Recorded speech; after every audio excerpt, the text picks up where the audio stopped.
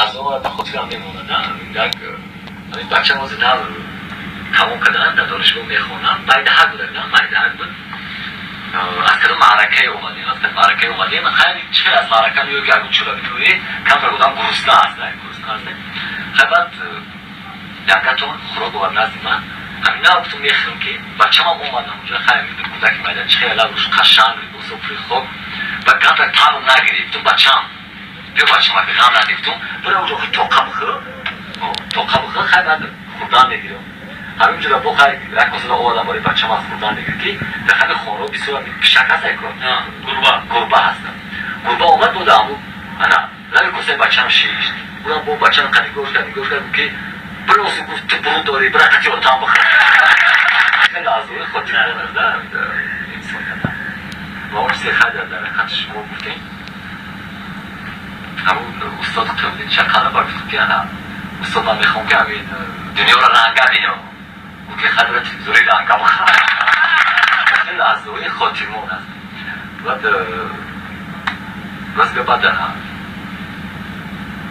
یکم مست میزنم هم وقت عرق میخورم میام پیرم میگم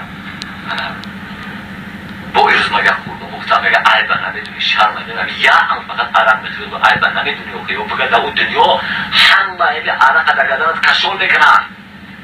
و میگم پیرم همون عرق ها در همون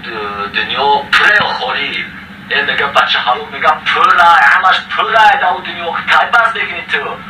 میگم پیرم این که در همون دنیا بوده یا ما در این عرق دست میخوردیم روان صحبت میخواستم تمنیات شما رو و تماشاگران تلویزیون موج روان ابراز می‌کنید.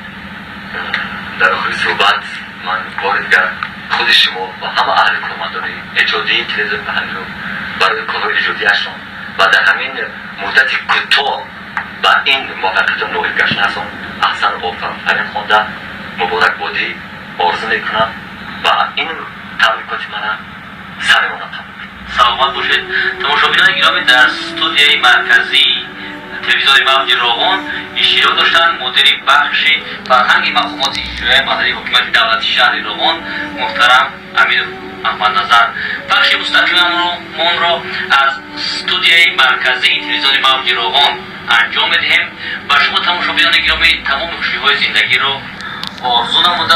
بگذار همیشه خوشبخت و خانه آباد